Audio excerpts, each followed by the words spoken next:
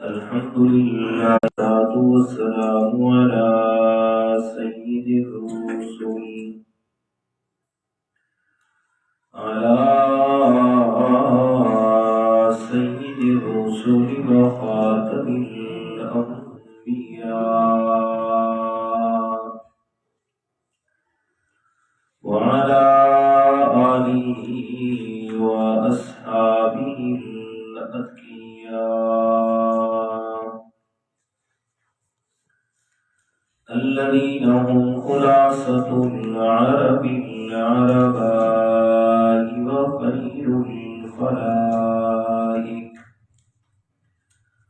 وخير الخلائق بعد الأنبياء.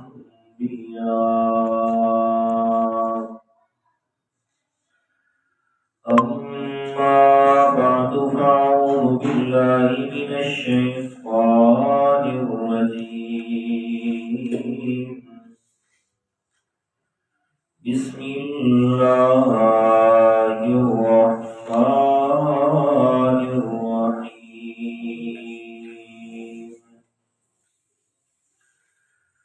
إن الذين آمنوا والذين هادوا والنصارى والصابئين من آمن بالله واليوم الآخر وعمل صالحا فلهم أجرهم عند ربهم ولا خوف عليهم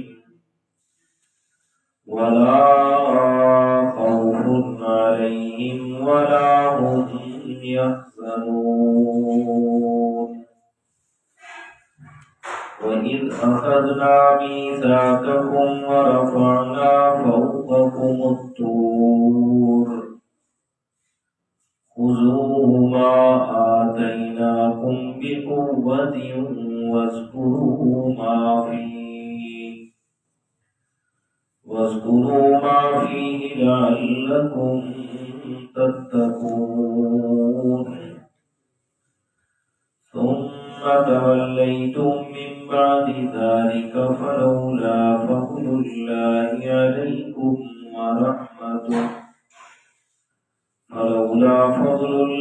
عليكم ورحمته لكنتم من الخاسرين. صدق الله العظيم.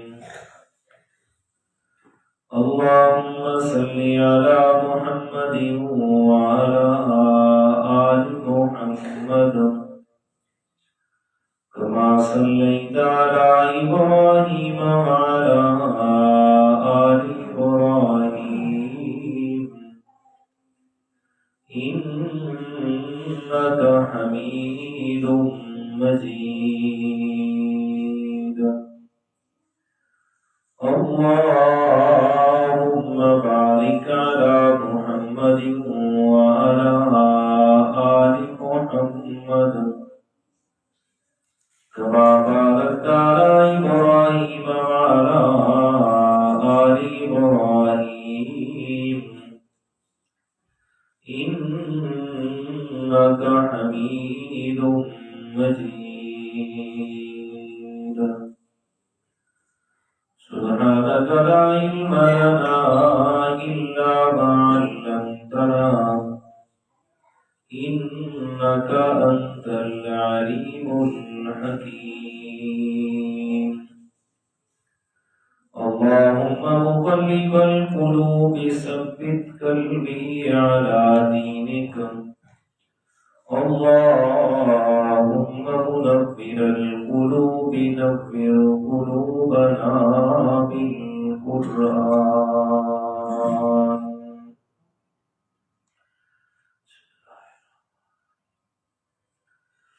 گرامی سامعین، المخلصین الموحدین، دوستوں، بزرگوں، عزیز ساتھیوں، اللہ تعالیٰ کی خاص عنایت اور توفیق سے سورۃ البقرہ کے 7 رکوع ترجمہ اور مختصر تفسیر کے ساتھ مکمل ہو چکے ہیں۔ دعا فرمائیے گا اللہ تعالیٰ قرآن مجید کی یہ خدمت کرنا، قرآن مجید کو سمجھنا اور سمجھانا ہم سب کا قرآن مجید کی تعلیم کے لیے مل بیٹھنا اپنی بارگاہ کے اندر قبول و منظور فرمائے۔ قبولیت کا درجہ دینے کے بعد اللہ تعالی ہمارے اس عمل کو ہم سب کے لیے بلکہ ساری دنیا کائنات کے مسلمانوں کے لیے آخرت کی نجات کا ذریعہ بنا دے۔ گرامی قدر سامعین، 7ویں رکوع کی آخری آیت اور اس کے جو آخری الفاظ تھے کہ جس میں اللہ تعالیٰ نے قوم بنی اسرائیل پر اپنے عذاب کا تذکرہ فرمایا اور ان کی بدفعلیوں کا ذکر بھی کیا کہ انہوں نے میرے انبیاء کرام کو ناحق شہید کیا، ساری برائیوں کا تذکرہ کر کے آخر میں فرمایا ذالک بما عصوا وکانوا یعتدون، یہ اس لیے انہوں نے سارے کرتوت کیے کہ ان کے اندر 2 خصلتیں تھیں اور ان کی 2 عادتیں تھیں۔ ایک یہ کہ عصوا، انہوں نے نافرمانی کی، وکانوا یعتدون، اور دوسرے نمبر پر وہ اللہ تعالیٰ کے حکم سے آگے تجاوز کرنے والے تھے، حد سے بڑھنے والے تھے۔ اس کا تذکرہ فرمایا تو اس 8ویں رکوع کے اندر اللہ تعالیٰ نے ان کی نافرمانی کا بھی ایک مثال کے ذریعے سے ذکر کیا اور ان کے حد سے بڑھ جانے کو بھی اللہ تعالیٰ نے ایک مثال کے ساتھ اس کی وضاحت فرمائی۔ اور اس مثال دینے سے پہلے آیت نمبر 62 میں اللہ تعالیٰ نے ایک کلی قانون کا تذکرہ کیا جو ہر ایک کے لیے مسلم ہے کہ دنیا کائنات کے اندر جتنے بھی مذاہب ہیں اور وہ اس بات کے مدعی ہیں اور دعویٰ کرتے ہیں کہ ہم نے ہی جنت میں جانا ہے اور اگر کسی کو کامیاب ہونا ہے تو سو وہ ہمارے ساتھ مل جائے، تو اللہ تعالیٰ نے اس کے لیے ایک عام قانون بیان کیا اور اس قانون کے اندر ہر ایک آدمی کو اللہ تعالیٰ نے مخاطب فرمایا کہ جو بھی اپنے آپ کو کامیاب کرنا چاہتا ہے دنیا کے اعتبار سے بھی اور آخرت کے اعتبار سے بھی، سو اس قانون پہ عمل کر لے تو میں اللہ تعالیٰ اسے دنیا اور آخرت دونوں کی کامیابی کی ضمانت دیتا ہوں۔ اب اللہ تعالیٰ نے پہلے وہ جو بڑے مشہور مذاہب تھے ان کا تذکرہ کیا اور پھر اس اصول کا تذکرہ کیا، اور اس کے بعد پھر اللہ تعالیٰ نے وہ جو ان کی نافرمانی اور حد سے بڑھ جانا تھا اللہ تعالیٰ کے احکامات میں، پھر ان کی تفصیل بیان فرمائی۔ دیکھیے گا آیت نمبر 62۔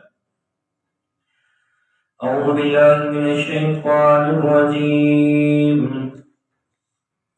بسم اللہ الرحمن الرحیم،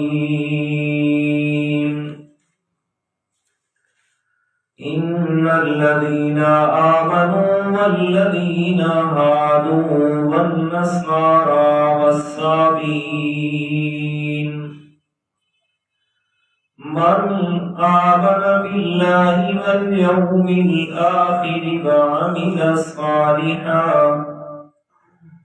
فلهم أجرهم عند ربهم ولا خوف عليهم ولا هم يحزنون إن الذين آمنوا بے شک جو لوگ مسلمان ہوئے والذین ہادوا اور جو لوگ یہودی ہوئے والنصارى اور جو عیسائی ہوئے والصابئین اور جو صابی بنے. یہ بڑے مذاہب اس وقت جب قرآن مجید کا نزول ہو رہا ہے اور میں پہلے آمنو یہ صفت ہے میرے پیارے پیغمبر جناب محمد رسول اللہ صلی اللہ علیہ وسلم کی امت کی کہ میرے پیارے پیغمبر کی امت کے جتنے بھی لوگ ہیں ان کا جو صفاتی نام اللہ نے رکھا ہے وہ آمنو یعنی صاحب ایمان. والذین ہادوا اور یہودی یہ صفاتی نام ہے موسیٰ علیہ السلام کی امت کا.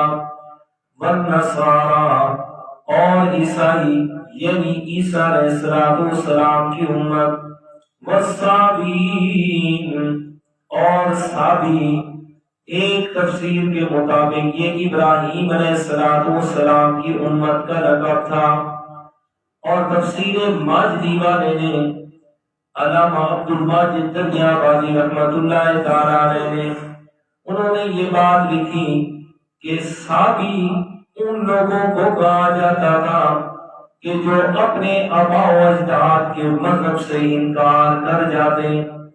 اور صابی لوگ یہ عراق کی سرحد کے قریب رہنے والے تھے جو اللہ تعالیٰ کی توحید کا اقرار بھی کرتے تھے, رسالت پہ ایمان بھی لاتے تھے اور آخرت پر بھی ان کا ایمان تھا, پر میں انہیں صابی کہا گیا.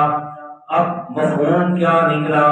اللہ تعالیٰ فرماتے ہیں چاہے کوئی مسلمان ہے, چاہے کوئی یہودی ہے, چاہے کوئی عیسائی ہے اور چاہے کوئی صابی ہے, چاہے ابراہیم علیہ السلام کی امت یا یہ اہل کتاب صابی, انہیں اہل کتاب کے نام سے یاد کیا جاتا.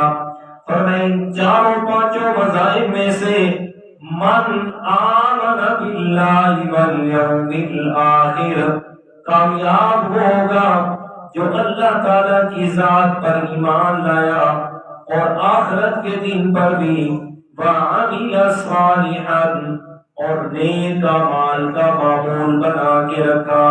فَلَهُمْ أَجْرُهُمْ عِنْدَ رَبِّهِمْ ان کے لیے اجر ہوگا ان کے رب کے ہاں.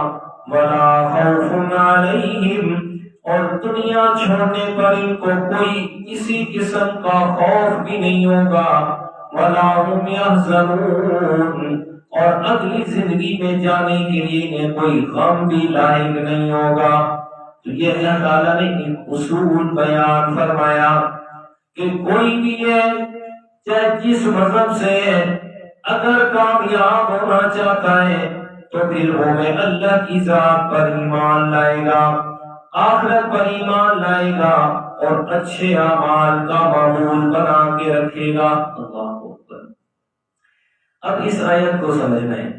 اب یہ آیت لے کے نا بہت سارے جو فلاسفر قسم کے لوگ ہوتے ہیں وہ یہ بات اور یہ معنی مفہوم نکال لیتے ہیں کہ بھائی دیکھو جنت میں جانے کے لیے مسلمان ہونا تو ضروری نہیں ہے. یہودی چاہے اچھے عمل کر رہے ہیں تو وہ بھی جنت میں جائیں گے, عیسائی کر رہے ہیں تو وہ بھی جنت میں جائیں گے, چاہے ہندو کر رہے ہیں تو وہ بھی کیا جائیں گے جنت میں, جیسے کہ قرآن مجید میں اللہ تعالیٰ نے بیان فرما دیا. تو اس کا جواب یہ ہے کہ یہ جو اللہ تعالیٰ نے فرمایا نا ان چاروں بڑے مذاہب میں سے من آمن باللہ والیوم الآخر، جو اللہ پر اور آخرت کے دن پر ایمان لاتا ہے، وعمل صالحا، اور نیک اعمال کرتا ہے۔ تو قرآن مجید میں اللہ تعالیٰ نے ایمان کی جو مختلف جگہ پر شرائط بیان کی ہے نا، یہاں اللہ تعالیٰ نے 3 کا تذکرہ کیا، باقی جگہ پر اللہ تعالیٰ نے اس سے زیادہ کا تذکرہ فرمایا، جیسے کہ سورۃ بقرہ کے آخر میں فرمایا آمن الرسول بما انزل الیہ من ربہ والمؤمنون کل آمن باللہ وملائکتہ وکتبہ ورسلہ۔ تو وہاں ایمانیات کے درجے اور وضاحت کر دی کہ اللہ پر بھی ایمان لائے اور فرشتوں پر بھی ایمان لائے، آسمانی کتابوں پر بھی ایمان لائے اور تمام رسولوں پر بھی ایمان لائے۔ تو اب بات یہ واضح ہو گئی کہ صرف اللہ کو ماننے سے کام نہیں چلے گا، یا صرف آخرت کو ماننے سے کام نہیں چلے گا۔ تو ایک جواب تو یہ ہو گیا، اور دوسرا اس کا جواب یہ ہے کہ یہ جو اللہ تعالیٰ نے فرمایا نا اچھے اعمال کریں، اللہ پر ایمان لائے آخرت کے دن پر اور اچھے اعمال کرے، تو عمل صالحا اچھے اعمال کون سے ہیں؟ اب اچھے اعمال اس کا یہ مطلب نہیں ہے کہ جس آدمی کے نزدیک جو کام اچھا ہو وہ کرنا شروع کر دے، یہ جو اللہ تعالیٰ پر ایمان لانا یہ اس بات کا متضمن ہے کہ ہر وہ کام اچھا ہوگا کہ جسے خود اللہ تعالیٰ اچھا فرمائے گا۔ اب ڈائریکٹ تو اللہ تعالیٰ نے کسی کو بتانا نہیں ہے، وہ تو بتایا جائے گا بذریعہ محمد رسول اللہ صلی اللہ علیہ وسلم۔ تو اچھے اعمال یہ کب بنیں گے کہ جب آپ صلی اللہ علیہ وسلم کی سنت پر عمل نہ کیا جائے گا، جیسے کہ اللہ تعالیٰ نے 15ویں پارے میں فرمایا، 15ویں پارے کے دوسرے رکوع میں سورۃ بنی اسرائیل میں من عمل صالحا، فرمایا کوئی من اراد الآخرۃ، کہ جس نے ارادہ کیا آخرت کا، مطلب وہ چاہتا ہے کہ آخرت کے اندر میں کامیاب ہو جاؤں، اب آخرت کا ارادہ کہ اس کے بعد فرمایا فَلْيَعْمَلْ عَمَلًا صَالِحًا، اسے چاہیے کہ اچھے اعمال کرے۔ اب وہاں اللہ تعالیٰ نے صرف اچھے اعمال کا ذکر کیا، تو یہ ایک چیز کسی جگہ ذکر کرنا اور پھر دوسری جگہ پہ دوسری چیز کا ذکر کرنا، تو اس کا یہ مطلب نہیں ہے کہ ایک کو پکڑ لیں اور دوسری کو چھوڑ دیں۔ اس کا مطلب یہ ہے کہ پورے قرآن مجید میں جو اصول و قوانین ہے اللہ تعالیٰ نے وہ مختلف جگہ پہ بیان کیے، جو عمل کرنا ہے تو سب پہ ملا کے کرنا ہے۔ تو یہاں عمل صالحا سے مراد جو مفسرین کرام نے، محدثین کرام نے بات لکھی وہ یہ کہ عمل صالح وہ ہوگا کہ جو وحی الہی کے ذریعے ہم تک پہنچائے، جو اللہ تعالیٰ نے وحی کی اور اس میں اپنے پیغمبر کو بتایا کہ یہ کام اچھا ہے، یہ عمل صالح ہے، تو سو اسے اچھا کام کہا جائے گا۔ تو یہ اللہ تعالیٰ نے جو 3 شرائط رکھی، تو عمل صالح کے اندر یہ بڑی شرط آ گئی کہ بغیر پیغمبر محمد رسول اللہ صلی اللہ علیہ وسلم پر ایمان لائے کوئی آدمی دنیا آخرت میں کامیاب نہیں ہو سکتا۔ تو اب پھر مراد کیا ہوگی؟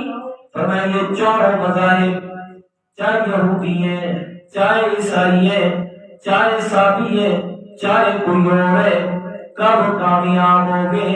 جب اللہ پر ایمان، آخرت پر ایمان اور محمد رسول اللہ صلی اللہ علیہ وسلم کی ذات اقدس پہ ایمان لائیں گے، تب جا کے کامیابی ملے گی۔ اللہ اکبر۔ اچھا پھر ایک اور سوال ہو سکتا ہے کہ جی آپ صلی اللہ علیہ وسلم کی امت کے جو لوگ ہیں ان کا لقب جو آمن اہل ایمان فرمایا، تو اہل ایمان تو وہی ہے جو آپ صلی اللہ علیہ وسلم پر کیا لاتے ہیں؟ ایمان لاتے ہیں۔ تو اللہ تعالیٰ نے ان کا ذکر تو نہیں کرنا چاہیے تھا کہ شروع میں فرمایا جو ایمان والے یعنی میرے پیغمبر کی امت ہے، تو ان کا ذکر تو نہیں کرنا چاہیے تھا کیونکہ وہ تو پہلے سے صاحب ایمان ہے۔ تو جب ان کا ذکر کیا تو مطلب ہے کہ صرف آپ کی امت کے اندر ہونا یہ بات کافی نہیں ہوگی، بلکہ مکمل کب ہوگی؟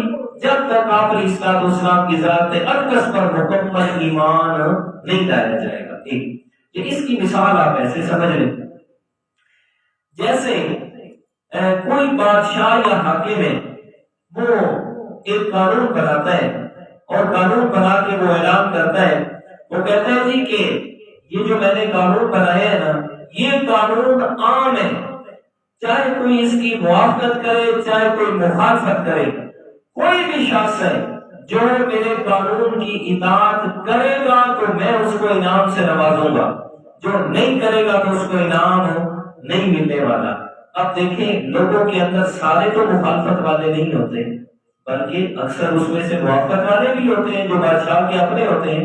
تو اب بادشاہ نے ان کا ذکر جو ساتھ میں کیا نا کہ جو میری بات مان لے جو نہیں مان لے سب سن لیں، سب میری بات پلے باندھ لے کہ جو میرے قانون کی اطاعت کرے گا تو اس کو نوازا جائے گا، جو نہیں کرے گا تو اس کو نوازا نہیں جائے گا۔ تو اب اس کا کیا مطلب ہے کہ جو کرنے والا ہے ان کا بھی ذکر کیا اس لیے تاکہ جو نہ کرنے والے ہیں نا ان پر بات واضح ہو جائے، بھائی جو اپنے ہوں گے اگر وہ بھی انکار کریں گے تو بچنے والے وہ بھی نہیں ہے۔ تو اللہ تعالیٰ نے ادھر یہ فرمایا ان الذین آمنوا والذین ہادوا والنصارى والصابئین، اہل ایمان کا ذکر کیا، فرمایا اگر یہ میرے پیغمبر کی امت میں ہو کے بھی، میرے پیغمبر کی امت میں ہے لیکن من آمن باللہ والیوم الاخر وعمل صالحا، اس پہ پورے نہ اترے تو جیسے دوسرے مذاہب والے نہ مان کے جہنم میں جائیں گے تو انہیں بھی جہنم سے کوئی نہیں بچا پائے گا۔ اللہ اکبر۔ اچھا جی، تو فرمایا وعمل صالحا، ایمان کے ساتھ نیک اعمال کا معمول بنا کے رکھا۔ قرآن مجید میں نا اللہ تعالیٰ نے صرف ایمان کو کامیابی کی دلیل نہیں بتایا، صرف ایمان کو نہیں بلکہ جہاں بھی ایمان کا ذکر کیا ساتھ میں اچھے اعمال کو شرط رکھا۔ جیسے آخری بارے میں فرمایا والعصر ان الانسان لفی خسر، قسم زمانے کی سارے کے سارے انسان خسارے میں، سارے انسان گھاٹے میں، اپنا نقصان کرنے والے، بچے گا کون؟ الا الذین آمنوا وعملوا الصالحات، صرف وہ لوگ بچیں گے جو ایمان لائے اور اچھے اعمال کا معمول بنا کے رکھا۔ اور سورہ بینہ میں فرمایا ان الذین آمنوا وعملوا الصالحات اولئک هم خیر البریہ، ایمان لائے اور اچھے اعمال کا معمول بنا کے رکھا، یہی سب سے بہترین مخلوق ہے میں اللہ تعالیٰ کی۔ اور سورہ کہف کے آخری رکوع میں فرمایا ان الذین آمنوا وعملوا الصالحات کانت لهم جنات الفردوس نزلا، وہ لوگ جو ایمان لائے اور اچھے اعمال کیے ان کے لیے میں اللہ تعالیٰ نے جنت الفردوس کو تیار کیا ہے۔ تو صرف ایمان کا تذکرہ نہیں ہے بلکہ اچھے اعمال کا تذکرہ ہے ساتھ، کہ جب تک اچھے اعمال نہیں ہوں گے صرف ایمان، اللہ تعالیٰ رحم فرمائے۔ دیکھیں گھر میں ہم پودا لگاتے ہیں نا، اس کو پانی دیتے رہتے ہیں تو صبح و سرسبز و شاداب رہتے ہیں، اگر پانی دینا چھوڑ دیں تو پھر خشک ہونا شروع ہو جاتا ہے، خشک ہونا شروع ہو جاتا ہے، اور نتیجہ یہ نکلتا ہے ایک وقت آتا ہے کہ اس کا مطلب وہ پودا اتنا خشک ہو گیا کہ بالکل ہی جڑ سے اکھڑ کے ختم ہو جاتا ہے۔ تو بالکل ایمان بھی اسی طرح، ایمان کی سرابی، ایمان کا نشو و نما پانا یہ ہوتا ہے اچھے اعمال کے پانی لگانے سے۔ اگر ایمان کو اچھے اعمال کا پانی نہ لگایا تو پھر ایمان کی جڑیں مضبوط نہیں رہیں گی، اور اگر ایمان مضبوط نہ ہوا تو اللہ تعالیٰ معاف فرمائے بسا اوقات ایسا وقت آ جاتا ہے انسان ایمان سے بھی ہاتھ دھو بیٹھتا ہے۔ تو عامل صالحا فرمائے جو اچھے اعمال کا معمول بنا کے رکھتے ہیں۔ اب اچھے اعمال کی تعریف کیا کی ہے کہ ہر وہ عمل جو وحی الہی سے پتا چلا، میرے پیارے پیغمبر پہ اللہ تعالیٰ نے وہ اپنی طرف سے پیغام بھیجا، پھر آپ صلی اللہ علیہ وسلم نے اس پیغام کو منو عن آگے پہنچایا ہے۔ تو جو شریعت کے تابع ہے، جو وحی الہی کے تابع ہے، وہ کام اچھا کام ہوگا۔ اب اگر وحی الہی کے تابع نہیں ہے تو جتنا مرضی اچھا کام ہے اگر وہی الہی کے تابع نہیں ہے تو کبھی بھی وہ نیک کام نہیں ہوگا۔ اس لیے اعمال صالح جو ہے نا، اعمال صالحہ یا وعمل صالحا، یہ مفسرین کرام نے جو معنی کیا کہ عمل صالح کیا ہے، یہ تفسیر ماجدی کے اندر یہ معنی موجود ہے کہ عمل صالح وہ ہے کہ جو وحی الہی سے آپ علیہ الصلوۃ والسلام کو پتہ چلا اور پھر اس کی دلیل شریعت اسلامیہ میں موجود ہے، اور سب سے بڑی دلیل کیا ہے کہ وہ آپ علیہ الصلوۃ والسلام کی اطاعت سمجھ کے کیا جائے۔ اب یہ اتنی بڑی بات ہے کہ موجودہ دور کے اندر جو عام فام باتیں مشہور ہیں کہ دیکھنے میں جو کام اچھے لگتے ہیں، خوبصورت لگتے ہیں، اور لوگوں کی زبان سے پھر یہ سننے کو ملتا ہے جناب اتنا اچھا کام ہے، اس میں حرج کیا ہے؟ بھئی کون سی حرج ہے؟ اگر کر بھی لیا ہے تو کون سا حرج ہے؟ اچھا کام ہی تو کیا ہے نا۔ اب اس کی مثال میں دیتا ہوں، عام فام مثال ہے، آپ لوگ بھی ہم سب دیکھتے رہتے ہیں۔ حدیث پاک میں آپ صلی اللہ علیہ وسلم کا جو حکم مبارک ہے کہ مرنے والے کے گھر میں 3 دن تک کسی قسم کا اجتماع کسی صورت میں بھی ہے وہ جائز نہیں ہے۔ آپ علیہ الصلوۃ والسلام کے صحابہ کرام کتنے شہید ہوتے رہے، فوت ہوتے رہے۔ آپ کی اپنی 2 بیٹیاں وفات پائی، حضرت ام کلثوم اور حضرت ام رقیہ، اور آپ کی بڑی بیٹی حضرت زینب، اس کے علاوہ آپ کا اپنا بیٹا حضرت ابراہیم، باقی اور اتنے صحابہ کرام وفات پاتے رہے۔ تو آپ علیہ الصلوۃ والسلام کی زندگی کا جو یہ معمول تھا تو سو یہ کہ آپ علیہ الصلوۃ والسلام جنازہ پڑھاتے، تعزیت کے لیے تشریف لے جاتے، بس۔ باقی جو دوسرا کرنے کا کام ہے وہ یہ کہ جن کے گھر میں فوتی ہوئی ہے 3 دن تک ان کے ساتھ اظہار محبت کرتے ہوئے کہ ہم آپ کے ساتھ دکھ میں برابر کے شریک ہیں، تو اس گھر کے جتنے لوگ ہیں ان کا کھانا بنا کے اپنے گھر سے کھانا بنا کے ان کے گھر میں بھیج دینا، سو یہ ثواب کرنا۔ اس کے علاوہ باقی جتنی چیزیں بھی ہمارے ماحول اور معاشرے میں رائج ہیں، جتنا مرضی خوبصورت کام ہو، دیکھنے میں جتنا مرضی اچھا کام ہو، کیا جی چاہے وہ درس قرآن کی محفل ہی کیوں نہ ہو، کہ ہم قرآن شریف تو نہیں پڑھاتے، ہاں ہم جی دوسرے دن یا تیسرے دن مرنے کے جی درس کروا دیتے ہیں، آ جائیں جی مولانا صاحب بیان کر دیں، درس کر دیں۔ اور بھائی درس قرآن سے بڑا کوئی کام نہیں ہے کہ رب کے قرآن کا معنی اور مفہوم بتانا لوگوں کو، جی جو رب کی کلام ہے اس کا، لیکن یہ بھی اس موقع پہ جائز نہیں ہے کسی قسم کا۔ اب کتنا خوبصورت کام ہے جی قرآن مجید پڑھنا، لوگوں کو سنانا، کتنا خوبصورت کام ہے، لیکن چونکہ آپ علیہ الصلوۃ والسلام سے یہ ثابت نہیں، آپ علیہ الصلوۃ والسلام نے اس طرح نہیں کیا، تو سو پھر جتنا مرضی خوبصورت کام ہو عمل صالحا کے اندر شمار نہیں ہوگا جی۔ پھر اللہ تعالیٰ رحم کرے، دیکھے دکھائی کا جو کام آ گیا ہمارے ماحول میں، ہم علماء بھی اچھے خاصے کہ جناب پڑھے لکھے، اس کے باوجود ایسی بڑی بڑی غلطیاں کرتے ہیں، اور جاہلوں کے لیے ہم اپنے کام کو حجت کے طور پہ چھوڑ دیتے ہیں۔ اس لیے کہ جو عام آدمی ہے نا، عام لوگ ہیں، انہوں نے تو دیکھنا ہوتا ہے کہ یار فلاں اتنا بڑا عالم ہے، وہ کام کر رہا ہے، یار یقیناً کوئی نہ کوئی جو جائز ہوگا تو وہ کر رہا ہے نا، یہ جائے کہ وہ بالکل ہی غلط کر رہا ہو، دیکھا دکھائی پہ کر رہا ہو۔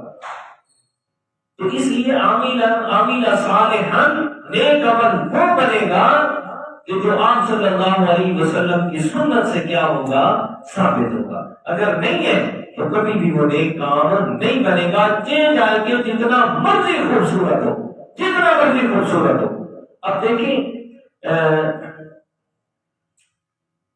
اذان دی جاتی ہے، آپ صبح شام سنتے ہیں، اذان سے پہلے طرح طرح کے الفاظ جی جو صلاۃ کی صورت میں، درود کی صورت میں کتنا اچھا درود پڑھا جاتا ہے، جائے کہ یہ جو عربی میں پڑھتے ہیں یہ گرامر کے اعتبار سے عربی تلفظ ہی ٹھیک نہیں ہے، یہ وہ الگ بات ہے، وہ گرامر کے اعتبار سے پورے نہیں بنتے، وہ الگ ہے، لیکن وہ پڑھے جاتے ہیں تو سو کتنے خوبصورت الفاظ ہیں، لیکن چونکہ آپ علیہ الصلوۃ والسلام کی اذان جو ابو داؤد شریف میں موجود ہے، باقی حدیث کی کتابوں میں کسی میں یہ الفاظ موجود نہیں ہے، تو سو یہ اچھے کام میں شمار نہیں ہوں گے۔ کیوں نہیں ہوں گے؟ کہ پیغمبر کی سنت اس پر صادق نہیں آ رہی۔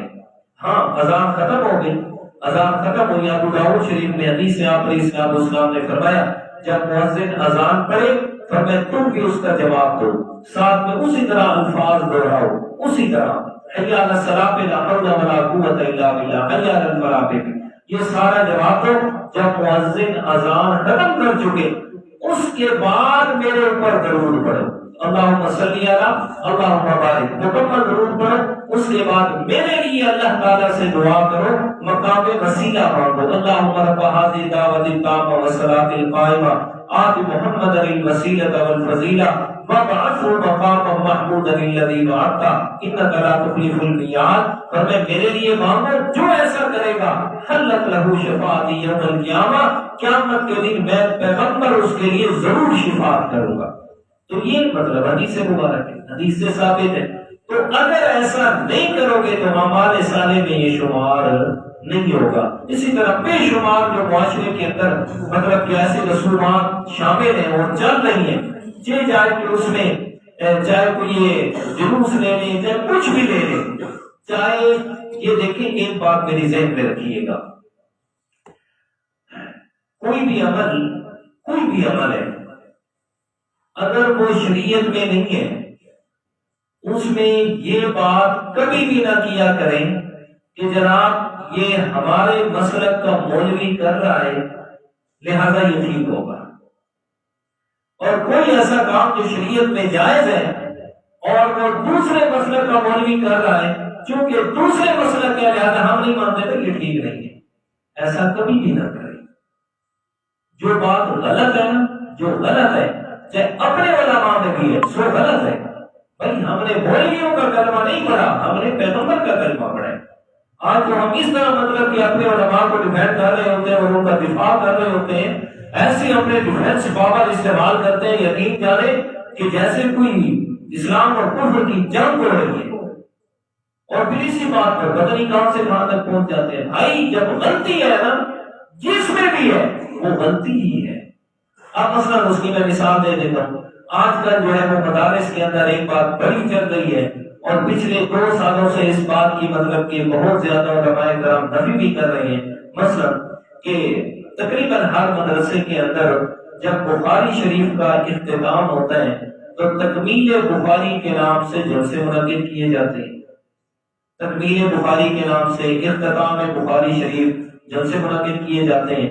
تو یہ ایک رواج اتنا عام ہو چکا تھا اور اس سے لوگ ایسے سنت کا درجہ دینے لگے تھے۔ تو مفتی تقی صاحب مدثر علی تو انہوں نے جب اس بات کو دیکھا تو دوسرا سال ہے، انہوں نے کہا کہ مجھے تو ایسے نظر آ رہا ہے کہ آنے والے وقت میں لوگ اسے سنت قرار دے دیں گے، لہذا انہوں نے نہ پچھلے سال ختم بخاری کا جلسہ کیا اپنے مدرسے میں، نہ اسے پچھلے سال کیا، انہوں نے کہا کوئی جلسہ نہیں ہوگا۔ اب دیکھیں یہ ایک ایسا کام تھا کہ علماء آتے تھے لوگوں کو آگے مطلب کہ دین کی بات بتاتے، لیکن اس میں چونکہ خدشہ ایک ایسا نظر آ رہا تھا کہ آنے والے وقت کے اندر، آنے والے وقت میں سو یہ ایک سنت کا درجہ لے جائے گا جس کا تصور ہی نہیں تھا۔ یا جیسے وہ جمعے والے دن سارے کے سارے میسج کر رہے ہوتے ہیں جمعہ المبارک، جمعہ مبارک ہو جی، جمعہ مبارک ہو جی، تو یہ بھی ایک نئی بدعت شروع ہو رہی ہے آنے والے وقت کے اندر۔ اسے بھی مطلب کہ ایسا نام دے کر پیش کیا جائے گا لوگ نسل یہ سمجھے گی کہ یہ تو بہت اچھا کام ہے، جمعہ مبارک جمعہ مبارک۔ مفتی تقی صاحب اس میں بھی مطلب آیا ہوا تھا کہ بھائی اس بات کو ختم کریں۔ اچھا تو عامل صالحا میں عرض کر رہا تھا کہ اچھا عمل کون سا بنے گا کہ جو میرے پیارے پیغمبر کی سنت سے ثابت ہوگا، اگر نہیں تو جتنا مرضی اچھا ہے خوبصورت ہو کبھی بھی وہ اچھا نہیں ہوگا۔ اچھا تو یہ اللہ تعالیٰ نے قانون بیان کیا اور پھر اس کا اجر بھی بیان کیا، فَلَهُمْ أَجْرُهُمْ عِنْدَ رَبِّهِمْ، کہ ان کا اجر ہوگا ان کے رب کے ہاں، وَلَا خَوْفٌ عَلَيْهِمْ وَلَا هُمْ يَحْزَنُونَ، کوئی خوف نہیں ہوگا ایمان اور عمل صالح کرنے والے پر، ولا هم يحزنون، اور نہ وہ غمگین ہوگا۔ موت کا وقت آئے گا، اسے دنیا چھوڑنے کا کوئی دکھ نہیں ہوگا اور اگلی زندگی میں جانے کا خوف بھی نہیں ہوگا۔ اچھا وقت گزار کے گیا اور اپنی زندگی کے اندر ایمان اور اچھے اعمال کرتا رہا، سو فرمایا اس کی اگلی منزل ہمیشہ کے لیے آسان ہوگی۔ اب اللہ تعالیٰ نے قوم بنی اسرائیل کا تذکرہ کیا شروع، ان کی بدعمالی اور نافرمانی کی وجہ سے۔ اچھا ایک اور بات سمجھ لیں، اس سے پہلے جتنی بھی آیات گزری ہیں نا قوم بنی اسرائیل کے تذکرے میں، اللہ تعالیٰ نے وہاں لفظ استعمال کیا یا بنی اسرائیل، اے قوم بنی اسرائیل، اے قوم بنی اسرائیل، لیکن یہاں اللہ تعالیٰ نے ان کے لیے لفظ ہادو یہودی ہونے کا ذکر کیا یا والنصارا عیسائی ہونے کا ذکر کیا۔ تو اس میں کیا وجہ ہے؟ اس میں وجہ یہ لکھی ہے مفسرین کرام نے کہ پورے قرآن مجید میں جہاں یا بنی اسرائیل کا لفظ اللہ تعالیٰ نے استعمال فرمایا، وہاں ان کی تاریخ کو بیان کرنا مقصد تھا کہ یہ آپ کی تاریخ ہے، ہسٹری دیکھو آپ نے کیا کی ہے، کتنے پیغمبر آئے، آپ نے ان کا انکار کیسے کیا سارا۔ لیکن یہاں اللہ تعالیٰ نے جو یہودی ہونا ان کا ذکر کیا، کیونکہ یہاں ان کے مسلک اور عقیدے کو سمجھانا مقصد تھا کہ بھائی تم یہودی ہو یا عیسائی ہو، کوئی بھی ہو، نجات وہ تمہارے اصل عقیدے پر ہوگی، اور وہ اصل عقیدہ ہے میرے پیارے پیغمبر پر کیا لانا، ایمان لے آنا، اس پر ایمان لانا، اصل کامیابی یہ ہے۔ تو چونکہ ان کے عقیدے کو درست کرنا مقصد تھا، تو اس لیے اللہ تعالیٰ نے بنی اسرائیل کے لفظ کو ختم کر کے کس کو ذکر کیا؟ ہادو یہودی ہونا۔ اچھے وَإِذْ أَخَذْنَا مِيثَاقَكُمْ، اور اس وقت کو یاد کرو جب ہم نے تم سے پکا وعدہ لے لیا، وَرَفَعْنَا فَوْقَكُمُ الطُّورَ، اور بلند کیا تمہارے اوپر کوہ طور کو، خُذُوا مَا آتَيْنَاكُمْ بِقُوَّةٍ، کہ پکڑو جو کتاب ہم نے آپ کو دی بڑی قوت اور طاقت سے، وَاذْكُرُوا مَا فِيهِ، اور یاد رکھو جو کچھ اس میں ہے، لَعَلَّكُمْ تَتَّقُونَ، تاکہ تم اللہ تعالیٰ کی نافرمانی سے ڈر جاؤ۔ اللہ اکبر۔ اچھا اب ان کی اس خباثت کو ذکر کیا۔ قوم بنی اسرائیل، پیچھے بھی یہ واقعہ گزر چکا ہے، حضرت موسیٰ علیہ السلام کو کہنے لگے ہمارے لیے کوئی اللہ تعالیٰ سے کتاب لیا اور ہم اسے پڑھیں اور اس پر عمل کریں۔ موسیٰ علیہ السلام کوہ طور پہ گئے، 40 راتوں کا قیام فرمایا، اور وہاں سے اللہ تعالیٰ نے تورات عطا فرمائی۔ تورات لے کے آ گئے، اللہ تعالیٰ نے فرمایا خُذُوا مَا آتَيْنَاكُمْ بِقُوَّةٍ وَاذْكُرُوا مَا فِيهِ، یہ تمہارے لیے ذریعہ نجات ہے، یہ تمہارے لیے ہدایت کا ذریعہ ہے، اس پر عمل کرو اور اچھے طریقے سے اس کو یاد کرو۔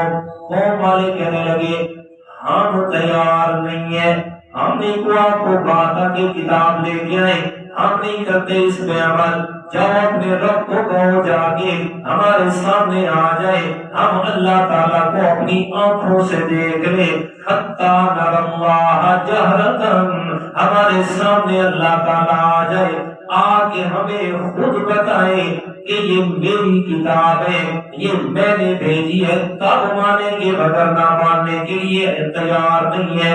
اللہ تعالیٰ فرماتے ہیں آپ نے بدعہدی کی، میں اللہ تعالیٰ نے کیا کیا؟ وَرَفَعْنَا فَوْقَكُمُ الطُّورَ، کوہ طور کو اٹھا کے تمہارے سروں کے اوپر آ کے رکھ دیا، بالکل قریب کر دیا، مانو مگر نہ تمہارے اوپر گرا دوں گا۔ اللہ جی فرمایا رفعنا فوقکم الطور، یہ اللہ تعالیٰ کا کمال ہے، جس نے پہاڑ پیدا کیے نا، وہ پہاڑوں کو اٹھا کے فضا میں معلق بھی کر سکتے ہیں۔ جی اللہ تعالیٰ اس میں کیا ہے جی؟ قدرت رکھتے ہیں۔ جیسے دیکھا نا پہاڑ کو، بالکل قریب ہے کہ ہمارے اوپر گر جائے، کہتے ہیں ہم مانتے ہیں اس کو ہٹاؤ، ہم ماننے کے لیے تیار ہیں۔ اللہ تعالیٰ فرماتے ہیں ہم نے اسے ہٹا دیا تاکہ تم مان جاؤ، میری نافرمانی سے بچ جاؤ، لیکن ہوا کیا؟ ثم تولیتم من بعد ذلک، جب پہاڑ ہٹائے تم فوراً اپنی بات سے پھر گئے۔ کہتے جی کیا کھائی بننا، ہم نے تو نہیں کہا تھا، نعوذ باللہ، کس نے کہا تھا ماننے، ہم نہیں مانتے۔ ثم تولیتم من بعد ذلک، پھر آپ اپنی بات سے مکر گئے۔ فرمایا آپ کا مکرنا، آپ کا یہ بدعہدی کرنا، آپ کا میں اللہ تعالیٰ کی نافرمانی کرنا کتنی بڑی بات تھی، لیکن فلولا فضل اللہ علیکم ورحمتہ لکنتم من الخاسرین، یہ میں اللہ تعالیٰ کا فضل تھا تمہارے اوپر اور میری رحمت تھی، جب دوبارہ تم نے ماننے سے انکار کیا، لکنتم من الخاسرین، تو تم سارے کے سارے نقصان میں پڑ جاتے، فوراً میں اللہ تعالیٰ کا عذاب آ جاتا۔ لیکن یہ میں اللہ تعالیٰ کی رحمت اور فضل تھا، تم نے انکار کیا، انکار کے باوجود تمہارے اوپر میں اللہ تعالیٰ نے عذاب نازل نہیں فرمایا۔ اللہ اکبر۔ پھر یہاں ایک سوال مفسرین اکرام اٹھاتے ہیں کہ جی اللہ تعالیٰ کی رحمت تو اہل ایمان کے ساتھ خاص ہے، اور یہ وہ لوگ تھے جنہوں نے مانا ہی نہیں تھا، تورات کا انکار کر دیا۔ پھر اللہ تعالیٰ فرما رہے ہیں فلولا فضل اللہ علیکم ورحمتہ، کہ اللہ تعالیٰ کی رحمت تھی کہ تم بچ گئے، تو کافروں پہ کیسی رحمت آ گئی؟ تو اس کا جواب دیا اللہ تعالیٰ کی دو صفات ہیں جسے آپ سورہ فاتحہ میں پڑھتے ہیں، الرحمن الرحیم۔ رحمان کی صفت رحمت کے ساتھ، رحیم کی صفت بھی رحمت کے ساتھ۔ کیا مطلب؟ رحمان فی الدنیا، رحیم فی الآخرہ، کہ رحمان کی رحمت، رحمان میں وہ رحمت ہے جو عام ہے، اور دنیا میں اللہ تعالیٰ کی رحمت عام ہے، مسلمانوں کے لیے بھی، کافروں کے لیے بھی، ماننے والوں کے لیے بھی، انکار کرنے والوں کے لیے بھی، چاہے کوئی مانے اس کے لیے بھی اللہ تعالیٰ نے رحمت رکھی۔ رحمت کیا ہے؟ زندگی ہے، یہ اللہ تعالیٰ کی رحمت۔ زندگی میں سانس لے رہے، یہ اللہ کی رحمت ہے۔ کھانا کھاتے ہضم ہو جاتا ہے، یہ اللہ کی رحمت ہے۔ آنکھیں آنکھوں سے نظر آ رہا ہے، یہ اللہ تعالیٰ کی رحمت ہے۔ کان ہے، کانوں سے سن رہے ہیں، یہ اللہ تعالیٰ کی رحمت ہے۔ ہاتھ ہے، ہاتھوں سے پکڑ رہے ہیں، یہ اللہ کی رحمت ہے۔ اور یہ ساری رحمتیں مسلمانوں کو بھی ملی، کافروں کو بھی عطا ہوئی ہے، سب کو اللہ تعالیٰ نے دنیا کے اعتبار سے رحمت عام رکھی ہے۔ لیکن الرحیم، یہ رحمت وہ ہے جو آخرت کے اعتبار سے ہے، اور آخرت میں اللہ کی رحمت صرف اہل ایمان کے ساتھ خاص ہے۔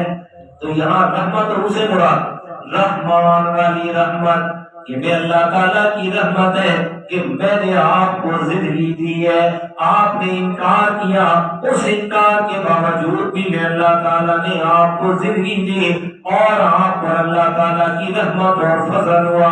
آگے فرمایا وَلَقَدْ عَلِمْتُمُ الَّذِينَ اعْتَدَوْا مِنْكُمْ فِي السَّبْتِ فَقُلْنَا لَهُمْ كُونُوا قِرَدَةً خَاسِئِينَ فَجَعَلْنَاهَا نَكَالًا لِمَا بَيْنَ يَدَيْهَا وَمَا خَلْفَهَا وَمَوْعِظَةً لِلْمُتَّقِينَ۔ یہ دوسرا نمونہ ان کی نافرمانی کا اور حد سے آگے بڑھ جانے کا۔ فرمایا وَلَقَدْ عَلِمْتُمُ الَّذِينَ اعْتَدَوْا مِنْكُمْ، اور تم ان لوگوں کو اچھی طرح جانتے ہو، نَعْتَدَوْا مِنْكُمْ، جو حد سے بڑھ گئے تھے تم میں سے، فِي السَّبْتِ، ہفتے کے دن کی تعظیم کے بارے میں، فَقُلْنَا لَهُمْ كُونُوا قِرَدَةً خَاسِئِينَ، بس ہم نے انہیں کہا کہ ہو جاؤ تم بندر ذلیل۔ میں اللہ تعالیٰ نے انہیں بندر بنا دیا۔ فَجَعَلْنَاهَا نَكَالًا لِمَا بَيْنَ يَدَيْهَا دیا. پھر کیا ہم نے اس واقعے کو عبرت ان لوگوں کے لیے جو وہاں موجود تھے, وما خلفہا, اور جو پیچھے آنے والے تھے, وموعظۃ للمتقین, اور نصیحت بنایا اللہ تعالیٰ نے متقین کے لیے. اللہ اکبر. یہ بھی فرمایا قوم بنی اسرائیل کا ایک واقعہ. حضرت داؤد علیہ السلام کے دور اور زمانے کے لوگ, انہیں اللہ تعالیٰ نے ہفتے کے دن کی تعظیم کا حکم دیا. آپ نے ہفتے والے دن عبادت کرنی ہے اور کوئی کام نہیں کرنا. اور ہمیں کس دن کا حکم دیا؟ جمعے والے دن. اور پھر رعایت بھی تھی, جمعے کی اذان سے لے کر جمعے کی نماز ختم ہونے تک وہ بعد والی سنتوں سمیت, صرف فرض نہیں جی سنتا پڑھ کے بھجن والے میرے نوجوان جی وہ نہیں, وہ مکمل جمعے کا ٹائم جو ہے یہ ٹائم اس وقت کو خاص کیا عبادت کے ساتھ. اس وقت میں اور کوئی لین دین نہیں, کوئی تجارت نہیں, کوئی خرید و فروخت نہیں.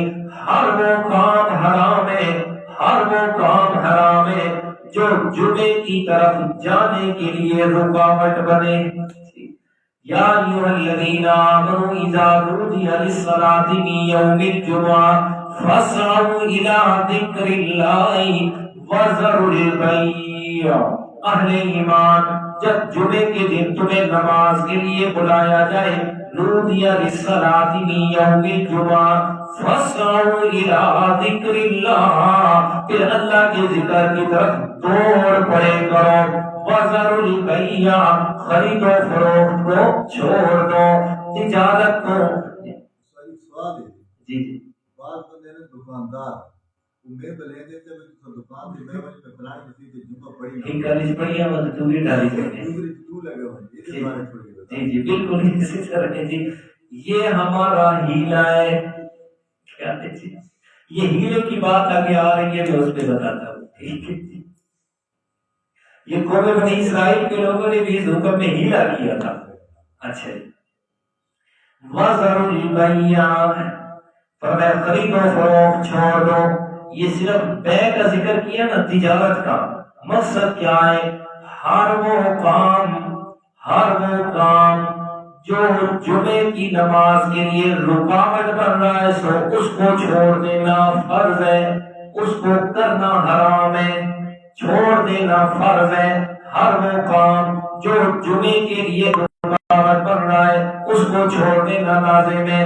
تو یہ اہل ایمان پہ جمعے کے دن کو فرض فرمایا اللہ کی عبادت کے لیے. سارا دن نہیں, وہ جمعے کی اذان سے لے کر, پہلی اذان سے لے کر جمعے کی نماز کی ادائیگی تک. جب یہ ہو گیا اس کے بعد فرمایا جاؤ, پھیل جاؤ زمین کے اندر. فانتشروا فی الارض وابتغوا من فضل اللہ, پھیل جاؤ زمین میں, اللہ تعالیٰ کا رزق تلاش کرو جو اللہ تعالیٰ نے آپ کے مقدر میں لکھا ہے. اس وقت میں کام نہیں کرنا. جی اچھا, یہ قوم بنی اسرائیل کو ہفتے کا دن کا حکم ہوا. حضرت داؤد علیہ السلام کے دور کی بات ہے. فرمایا ہفتے کا دن میں تم نے کوئی بھی کام نہیں کرنا. اور ان کا تجارت کا پیشہ کیا تھا؟ مچھلیاں پکڑتے تھے, ماہی گیری کرتے تھے. مچھلیاں پکڑنا اللہ کی طرف سے امتحان تھا. کیا ہوا؟ ہفتے والے دن میں مچھلیاں پانی کے اوپر سطح پہ آ جاتی ہیں, کوئی ادھر جا رہی ہے کوئی ادھر جا رہی ہے, چھلانگیں لگا رہی ہیں. جن قوم والے دیکھتے ہیں بڑا جی لگ جاتا ہے, کاش کہ آج کے دن ہو جائے. اب جناب انہوں نے اللہ تعالیٰ کے حکم میں ہیلا کیا. ہیلا کیسے کیا جناب؟ ایسا کرتے ہیں جو بڑی مچھلی ہے صرف اس ایک کو پکڑ لیتے ہیں اور اس مچھلی کے ساتھ کوئی بڑی رسی باندھ دیتے ہیں, اور جناب بڑی قیمتی مچھلی ہو اس کو چھوڑ دیتے ہیں پانی میں. ہفتے والے دن رسی کے ساتھ بندھی رہے گی, جال میں پھنسی رہے گی, اگلے دن کھینچ لیں گے. یا دوسرا ہیلا یہ کیا کہ انہوں نے دریا کے ساتھ چھوٹے چھوٹے تالاب بنا لیے، ہفتے والے دن میں ان تالابوں میں پانی چھوڑ دیتے اور شام کے وقت جا کے تالاب کے پانی کو بند کر دیتے، وہ مچھلیاں آ جاتی تالاب میں، اتوار والے دن جا کے ان کو پکڑ لیتے۔ اب یہ ہیلا کیا انہوں نے، جب یہ ہیلا کیا قوم کے اندر 3 بڑے گروہ بن گئے، 3 گروہ بن گئے۔ ایک وہ جو نہ خود کرتے تھے اور کرنے والوں کو منع بھی کرتے تھے، اور یار غلط کر رہے ہو، رک جاؤ اللہ کا عذاب آ جائے گا۔ اور دوسرے کو انہوں نے کہا ہمارا کیا ہے، یہ جاتے ہیں جہنم میں تو جائیں، خود اکیلے ہو کے بیٹھ گئے، اللہ اللہ اللہ، ہمیں ضرورت نہیں ہے منع کرنے کی، ہمیں اپنی پڑی ہے، ہم خود جناب جہنم سے بچ جائیں۔ اور تیسرے لوگ یہ ہیلا کرنے والے اللہ تعالیٰ سورہ اعراف میں بیان فرماتے ہیں، جس وقت میں اللہ تعالیٰ کا عذاب آیا صرف ان میں سے ایک لوگ بچے جو خود بھی رکے اور دوسروں کو بھی روکتے رہے، اور باقی جو دونوں تھے پر ان کو بھی اللہ تعالیٰ نے قُلْنَا لَهُمْ كُونُوا قِرَدَةً خَاسِئِينَ، فرمایا اللہ تعالیٰ نے انہیں ذلیل بندر بنا دیا، ذلیل بندر بنا دیا۔ اب سمجھیے گا یہ ہیلا کیا انہوں نے، کیا کیا جی؟ ہیلا کیا اور اس میں پکڑے گئے، کیا کیا؟ ہیلا کیا اور پکڑے گئے۔ اچھا یہ ان کا جو ہیلا تھا نا، یہ اللہ تعالیٰ کے حکم کو تبدیل کرنے والا ہیلا تھا، کہ جس نے اللہ تعالیٰ کے حکم کو تبدیل کر دیا، ٹھیک ہے جی۔ اب شریعت اسلامیہ میں کوئی بھی ایسا ہیلا کہ جس سے اصل حکم شرعیت تبدیل ہو جائے تو سو وہ ہیلا غلط اور ناجائز ہے۔ اگر کوئی بھی ایسا ہیلا ہے کہ جس سے شریعت کا اصل حکم تبدیل نہیں ہوتا، اپنی جگہ پہ برقرار رہتا ہے، تو وہ جواز کی حد تک ہے، جائز حد تک ہے۔ جیسے ایک حدیث میرے ذہن میں آ رہی ہے کہ آپ نے السلام کو نے فرمایا کہ اگر 1 کلو کھجور عمدہ اور 2 کلو کھجور ہلکی، یہ اگر آپس میں تبدیل کرو گے تو یہ سود بنے گا، تو ایک ہی جنس ہے نا۔ سود کیا ہوتا ہے؟ ایک ہی جنس ہے، پیسے کو پیسے سے تبدیل کیا، سونے کو سونے سے، چاندی کو چاندی سے، گندم کو گندم سے، کھجور کو کھجور سے، یعنی ایک جیسی جو تبدیلی کی ہے نا، تو سو اس میں ادھار بھی حرام ہے، ایک جیسی چیزوں کی تبدیلی پہ ادھار بھی حرام ہے اور کمی بیشی بھی حرام ہے۔ کمی بیشی بھی کیا ہے؟ حرام۔ اب کھجور کیا ہے؟ ایک جیسی ہے، یہ بھی کھجور ہے، یہ بھی کھجور ہے۔ اب اگر ان کو برابر برابر نہیں کرو گے تو سو وہ سود بنے گا، اگر کمی بیشی کرو گے تو سود بنے گا، برابر کرو گے تو ٹھیک ہے۔ تو آپ صلی اللہ علیہ وسلم نے کیا فرمایا؟ اب ہیلا وہ فرمایا جو ہیلا، اگر آپ ایسا کرو کہ آپ کے پاس جو 2 کلو کھجور ہے نا، وہ ذرا ہلکے والی اسے بیچ دو، بیچ کے آپ کے پاس پیسے آ جائیں گے، آپ 1 کلو کھجور اچھے والی خرید لو۔ میری بات سمجھ آئی کہ نہیں؟ اب اس میں کیا ہے؟ حکم چیز کا ادھر باقی ہی ہے کہ اگر ایک جیسی چیز کو تبدیل کرتے اس میں کمی بیشی ہوتی تو سو وہ حرام ہوتا۔ اب 1 کلو کھجور اور 2 کلو کھجور، تو ایک چیز آئے کہ وہ ہلکی ہے اور یہ اچھی ہے لیکن ہے تو کھجور نا، تو اس میں اگر تبدیلی کرو گے تو کمی بیشی حرام ہوگی۔ تو فرمایا یہ 2 کلو بیچ دو، 2 کلو بیچ دیا آپ نے دکان پہ، ان سے پیسے لے لیے، ان پیسوں سے آپ 1 کلو اچھے والی کھجور خرید لو، تو یہ حکم میں تبدیلی نہیں آئی۔ لیکن انہوں جو انہوں نے ہیلا کیا، یہ اللہ کے حکم کو ہیلا کر دیا، تبدیل کر دیا۔ تو شریعت میں ایسا ہیلا کہ جس سے شریعت کا اصل حکم تبدیل نہیں ہوتا، وہ جواز کی حد تک ہے، جواز کی، اور جس میں اصل حکم تبدیل ہو جاتا ہے تو سو وہ ہیلا جائز نہیں ہے۔ سمجھ آئی کہ نہیں سمجھ رہے؟ اب بات رہ گئی آپ کی یہ کہ یہ جی جمعہ والی جو کرتے ہیں، تو اس میں بات تو اصل یہ ہے کہ جس وقت جمعے کی اذان ہو گئی ہے تو سارے مسلمانوں پہ یہ لازم ہے کہ دکانیں بند کریں اور آئیں مسجد میں۔ جس میں مرضی جائے. یہ جو ہیلا کرتے ہیں نا، جو آدمی وہاں بیٹھا ہے، جو بیٹھا ہے وہاں پہ، تو کیا وہ مسلمان نہیں ہے نا مسلمان؟ یہ تو غلط ہے کرنا، یہ غلط ہے کہ بس نماز کے لیے ہو سکتا ہے، صرف جو ظہر کی نماز ہے اس کے لیے اذان ہوئی ہے، چلو اس میں کچھ سمجھ آتی ہے کہ بڑا اجتماع نہیں ہے، جمعے کی وہ بڑی فضیلت نہیں ہے. اصل میں تو ہونا یہ چاہیے کہ نماز کے لیے بھی نہ ہو، لیکن اس میں کچھ تھوڑی بہت ایسے سمجھ آتی ہے. لیکن یہ جو جمعے والی فضیلت ہے نا، اس میں تو واضح طور پر یہ بات ہے کہ جب اذان ہوگی جمعے کی، وہ پہلے والی اذان ہوگی، آپ فضل البئی ہر چیز ختم کرے ہمارے مسجد کے اندر. اگر نہیں تو وہ ناجائز اور حرام ہوگا، بالکل تو ہوگا، اس سے دوسری بات نہیں ہے. اچھا جی، تو فرمایا فَقُلْنَا لَهُمْ كُونُوا قِرَدَةً خَاسِئِينَ، ہم نے ان کو ذلیل بندر بنا دیا. حضرت عبداللہ ابن مسعود رضی اللہ تعالیٰ فرماتے وہ جو لوگ تھے نا تیسرے جن کو اللہ نے عذاب سے بچا لیا، وہ دوسری بستی میں ایک طرف رہتے تھے. وہ جب گئے نا صبح تو کیا دیکھتے ہیں جناب، جو نوجوان تھے انہیں اللہ تعالیٰ نے بندر بنایا، اور جو اس قوم کے بوڑھے تھے انہیں اللہ تعالیٰ نے خنزیر بنا دیا. اللہ اکبر، اللہ اکبر. اور پھر حدیث مبارک ہے، صحابہ کرام نے آپ صلی اللہ علیہ وسلم سے آ کے پوچھا، فرمایا یا رسول اللہ، یہ جو ہمارے دور کے اندر بندر اور خنزیر ہے، کیا یہ وہی قومیں ہیں جن کی اللہ تعالیٰ نے شکلیں تبدیل فرما دی تھی؟ مسلم شریف کے اندر حدیث ہے، آپ صلی اللہ علیہ وسلم نے فرمایا یہ وہ قومیں نہیں ہیں، بلکہ اللہ تعالیٰ کا یہ مسلم قانون رہا ہے، جس قوم کی بھی شکلیں تبدیل ہوئی ہے وہ 3 دن تک زندہ رہے ہیں، اور پھر چیختے چلاتے ان پر اللہ تعالیٰ نے موت دے دی ہے.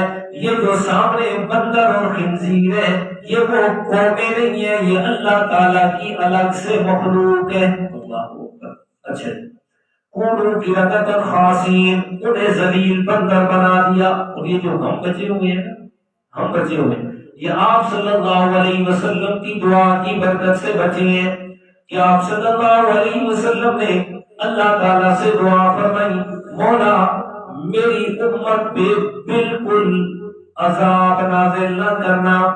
کافی دیر تک میرے پیغمبر دعا کرتے رہے. اللہ تعالیٰ نے حضرت جبرائیل کو بھیجا اور فرمایا میرے پیغمبر سے جا کے کہہ دے کہ یہ تو ہو ہی نہیں سکتا کہ بالکل عذاب نہ آئے. پھر دعا فرمائی، یا اللہ یہ تو قبول فرما لیجیے کہ اکٹھا عذاب نازل نہ ہو، کہ ایک ہی دفعہ عذاب آئے اور ساری کی ساری امت تباہ ہو جائے، اکٹھا عذاب نازل نہ ہو. اللہ تعالیٰ نے فرمایا میرے پیارے، آپ کی دعا کی لاج رکھتے ہوئے اکٹھا عذاب نہیں آئے گا، لیکن انفرادی عذاب ان پہ بھی آئیں گے. جیسے دیکھتے ہیں کسی علاقے میں اچانک سے زلزلہ آیا اور وہ ایک علاقہ پورا زمین کے اندر دھس گیا. یہ 2005 کا جو زلزلہ آیا تھا ادھر آپ کے بالا کوٹ میں، اور پھر ادھر یہ اسلام آباد میں، جی 2005 میں، تو وہاں کیا تھا کہ اسلام آباد کو بڑا ٹاور تھا، وہ سارا زمین پہ دھس گیا، اور جس وقت اس ٹاور کو بلڈوزروں کے ذریعے سے پھر زمین کو کھیلا گیا، اور جب لاشیں نکلی تو وہ ساری بے لباس تھی، مرد اور عورت سب تھی. بالا کوٹ جڑا آیا نا جو 7 منزلہ ہوٹل زمین میں چلا گیا کہ ایک مکان ہے، باقی آپ نے یہ انفرادی طور پر یہ عذاب، یہ عذاب آئے گا، اجتماعی عذاب، اور یہ شکلیں تبدیل ہونا فرمایا یہ آپ صلی اللہ علیہ وسلم کی دعا کی وجہ سے. آگے فرمایا فَجَعَلْنَاهَا نَكَالًا لِمَا بَيْنَ يَدَيْهَا، اور ہم نے اس واقعے کو عبرت بنا دیا اس وقت موجود لوگوں کے لیے بھی اور آنے والے لوگوں کے لیے بھی، وَمَوْعِظَةً لِّلْمُتَّقِينَ، اور نصیحت بنائی ہے ڈرنے والوں کے لیے. 2 چیزیں فرمائی، نکالن اس واقعے کو عبرت بنایا، وَمَوْعِظَةً اور نصیحت بنایا.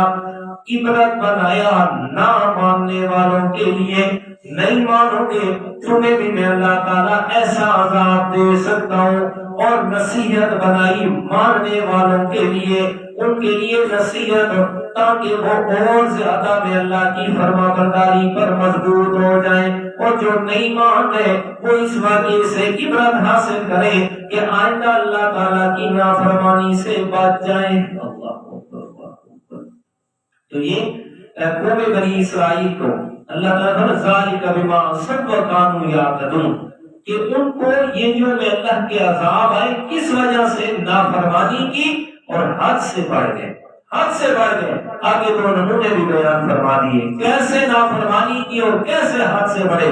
تو رات خود مانگی اور پھر انکار بھی خود کر دیا۔ ادھر ہمارے حالات بھی دیکھ لیں، آپ صلی اللہ علیہ وسلم کی امت ہے، قرآن مجید موجود ہے، جی مانتے نہیں ہیں آپ کا کلام ہے، سارا کچھ ہے۔ میں اکثر ایک بات کہتا رہتا ہوں بیانات کے اندر، مثلا میرے پاس کسی افسر کا کوئی خط آ گیا، مثلا کہ ڈی پی او صاحب کا آ گیا، کسی کے پاس بھی آ گیا۔ اب ڈی پی او کا خط آیا ہے اور آپ کو پتہ ہے وہ خط کس میں لکھا ہوگا؟ انگلش میں، جی کیونکہ ہمارا عجیب ملک ہے نا، ہماری قومی زبان اردو ہے، ہماری دفتری زبان انگلش ہے، اور ہم عام گھروں میں بولتے ہیں سراکی پنجابی، اور ہماری قومی زبان اردو ہے۔ یہ بات لکھی ہوئی انگلش میں ہوتی ہے، جی یہ ایک الگ سے مطلب کہ وہ ہے فرق۔ اب میں اس کو کیا کروں گا؟ میں اس لیٹر کو لوں گا، بند کروں گا، سینے سے لگاؤں گا، سر پہ رکھ ایسے ہی کروں گا، بولتے نہیں کیا ایسے ہی کروں گا؟ ایسا نہیں کریں۔ میں نے کیا کرنا ہے اسے؟ کوئی بھی ہے کیا میں لے کے جاؤں گا اس آدمی کے پاس کہ جو انگلش پڑھا ہوا ہے، انگلش سمجھتا ہے، یار یہ دیکھ ڈی پی او صاحب نے مجھے کیا کہا ہے، وہ مجھے پڑھ کے بتائے گا بھائی اس میں یہ آرڈر لکھا ہے، ڈی پی او صاحب نے آپ کو دعوت دی ہے، آپ میرے پاس ہے، ایک مثال ہے، کچھ بھی ہے۔ تو یہ میں سمجھوں گا اس آدمی سے جا کے کہ جو انگلش جانتا ہے، بھائی یہ قرآن مجید بھی تو ہمارے پاس اللہ تعالیٰ کا بھیجا ہوا خط ہے، یہ وہ لیٹر ہے جو اللہ تعالیٰ نے ہماری طرف بھیجا، اپنا پیغام بھیجا ہے۔ ادھر سمجھ آتی ہے، ادھر سمجھ آتی ہے کہ بھائی اس کو چون کے ماتھے پہ اور سر پہ رکھ کے کام نہیں چلے گا۔ تو قرآن کے لیے یہ بات کیوں نہیں سمجھ آتی ہے؟ جی قرآن کے لیے یہ بات کیوں نہیں سمجھ آتی ہے کہ قرآن کے لیے اتنا ہی کافی ہے کہ بس چون کے ماتھے پہ لگائے، سر پہ رکھے، سینے سے لگائے اور پھر رکھ دیں، اور قرآن کو گھر میں اتنی اونچی جگہ پہ رکھے، اتنی اونچی جگہ پہ کہ دوبارہ کسی کا ہاتھ ہی نہ جا سکے۔ جی قرآن کا یہ ادب نہیں ہے صرف کہ قرآن کو سب سے اونچی جگہ پہ رکھ دیں، قرآن تو پہلے سے ہی اونچا ہے، جی قرآن تو ہے ہی سب سے اونچا۔ قرآن کا اصل ادب کیا ہے کہ قرآن مجید کو پڑھیں، قرآن مجید کو سمجھیں اور پھر اس پر کیا کریں؟ عمل کریں۔ اصل ادب تو یہ، ہم نے تو اس کو ہٹ دیے، ہٹا دیے، جیسے کہ قوم بنی اسرائیل کے کرتوت تھے، انہوں نے بھی تورات کے ساتھ یہ کیا، فرمایا کونوا قردۃ خاسئین، پھر ان پر وہ عذاب آئے، کسی کو بندر بنایا، کسی کو خنزیر بنایا۔ ایک حدیث سے بات ذہن میں آ گئی، آپ صلی اللہ علیہ وسلم نے فرمایا قیامت کے دن میری امت کے کچھ لوگ آئیں گے، کوئی بندر کی شکل لے کے آئے گا، کوئی کتے کی شکل، کوئی خنزیر کی شکل لے کے آئے گا، جانوروں والی شکلیں لائیں گے۔ فرمایا دنیا کے اندر جس آدمی کے کرتوت اور اعمال جس جانور کے مشابہ ہوں گے، قیامت کے دن وہ اسی کی شکل لے کے ابھرے گا۔ اللہ تعالیٰ نے فرمایا جی سب سے بغیرت جانور ہے خنزیر، سور، سب سے بغیرت جانور ہے۔ اور جس آدمی کی آنکھ میں ماں، بہن اور بیٹی کا حیا نہیں ہے نا، تو قیامت کے دن وہ خنزیر کی شکل لے کے ابھرے گا۔ تو قرآن مجید ہمارے پاس آ گیا، سو ہم نے اس کے ساتھ کیا سلوک کرنا ہے، سو وہ بھی اللہ نے پہلے سے بتا دیا کہ میں نے بھیجا ہے چومنے چاٹنے کے لیے نہیں، قبر کے برابر واسطے نہیں۔ جی اگر یہ قبر والا زندگی میں پڑھ لیتا نا تو اس کو وہاں پر آنے کی ضرورت ہی نہ پڑتی۔ زندگی میں قرآن کھول کے نہیں دیکھا اور مرنے کے بعد جناب اور ساری زندگی جس طرح گزار کے گیا، قرآن کے کبھی نہ بیٹھا، نہ سوچا، نہ سمجھا، کچھ بھی نہیں۔ جی قرآن مجید کی آیات لکھ کے انہیں کفن بویدیاں کی ہیں، کفن میں ڈالی جا رہی ہے۔ یہ جی فرشتے ہیں نا، نکال کے دکھا دینا، جی فرشتے تھے نا وہ تیرے کو جج نے بھیجے ہوئے ایلچی ہوئے کہ ان کو 2-10 روپے دے کے جان چھڑا دے گا۔ جی نہیں میرا بھائی نہیں، ایسے نہیں کام چلے گا. یہ یہاں تو اب کافی سارا نا مطلب شعور آ گیا ہے، مگر نا مولویوں کی بڑی بے ربکی ہو جائے. کسی کا کوئی مر جاتا نا تو مولوی صاحب کو وہ بیڑی کا بھاڑا بھی دیتے. بیڑی بھاڑا، بھائی بیڑی کشتی تے بھاڑا کرایہ، جی کشتی کا کرایہ بھی مولوی صاحب اگاڑ کے لیتا ہے مرنے والے کے گھر سے. جب وہ دفن کر کے واپس آتے نا، بیڑی بھاڑے کے نام تو ایک رسم ہے، اور وہ مولوی صاحب کو کوئی ایک گٹو دے دیتا اس کا گٹن کا، کوئی جناب 1000 روپے دے دیتا، کوئی 500 کے جی ساری جڑا مردہ ہے اس کو کوئی اگر مشکل آسی تو مولوی صاحب کو اچا کے لگاوڑے لگا. پھر دوسرے تیسرے دن اس کے جو ماشاءاللہ قربانی ہوتی تھی اس میں مولوی صاحب نے وہ اتنا بڑا چھپا ہوتا ہے، اور اس کے بھی جناب کپڑے بھی تے جوتیاں بھی تے ہار بھی تے کھاون دیاں شیاں بھی تے پیسے بھی تے نال او مرن والے دے جڑے کوئی زیورات وغیرہ سب کچھ. ہمارے پاس ہرنولی شہر کی بات ہے، یہ میری آنکھوں دیکھی کانوں سنی بات ہے. وہاں مولوی صاحب دو تھے اکٹھے ایک مسجد میں رہتے تھے، تے خداؤں ملکہ دی بیوی فوت ہو گئی. بڑے ملک تھے ہمارے ہرنولی شہر کے، ان کی بیوی فوت ہو گئی. اور اس میں ہوتا یہ ہے، وہاں یہ رسم ہے کہ جو بیوی فوت ہوتی ہے نا اس کا جتنا بھی زیور ہوتا ہے نا تو مولوی صاحب جو قرآن پڑھانے والا ہوتا ہے وہ اس کو دے دیا جاتا ہے. ان کے بیچ وہ چھپے کے بیچ زیور بھی رکھے تھے. وہ ملک تھے سارے، تو اس کا زیور کم و بیش کوئی آدھا کلو سونا تو زیادہ آئی، اتنے بڑے گا. ٹھیک ہے، تو اب جی مولوی صاحب دا رولا پائے گیا انہیں زیور حلوے شلوے بھول گئے. وہ جو قربانی کے حلوے تھے وہ بھول گئے، زیور پہ جھگڑا پڑ گیا. اور جھگڑا یعقوب صاحب اتنا بڑا کہ ایک مولوی صاحب اسی مسجد میں رہ گیا، دوسرے نے مانڈے کے نام لا کے نئی مسجد بنا لی تھی. ٹھیک ہے، آج کل اس کا بیٹا جو ہے بڑا پیر بنا ہوا ہے اور بڑے جناب آتا ہے اور ایسے ایسے بکواس کرتا ہے. تو ہم سے تو کچھ بڑا تھا. ایک دفعہ میرا اس کے ساتھ آمنا سامنا ہوا، میں کہہ رہے اور قادری پٹھا حیا کی طرح سٹیجوں پہ آ کے ایسے بکواس کرتا ہے جو قرآن کے خلاف ہے، حدیث کے خلاف ہے. شرم نہیں آتی تجھے؟ میرے منہ کی طرف دیکھ کے کہتے ہیں اور ہارون تو ہے تو میرے تو چھوٹا، میں کہ چھوٹے بڑے کو چھوڑ یار، کم از کم خدا تم تو بشر لکھا کرو، خدا کو بھی نہیں چھوڑتے آپ. تو عرض یہ ہے کہ ان رولے تکوں میں بات جب شریعت کے خلاف کام کرو گے تو سو یہ جھگڑے پہ پڑنے. تو بھائی کوئی بھی کام اعمال صالح میں کب شمار ہوگا؟ جب وہ میرے پیغمبر کی سنت اور شریعت کے کیا ہوگا مطابق ہوگا. اللہ تعالیٰ عمل کی توفیق عطا فرمائے. الحمد للہ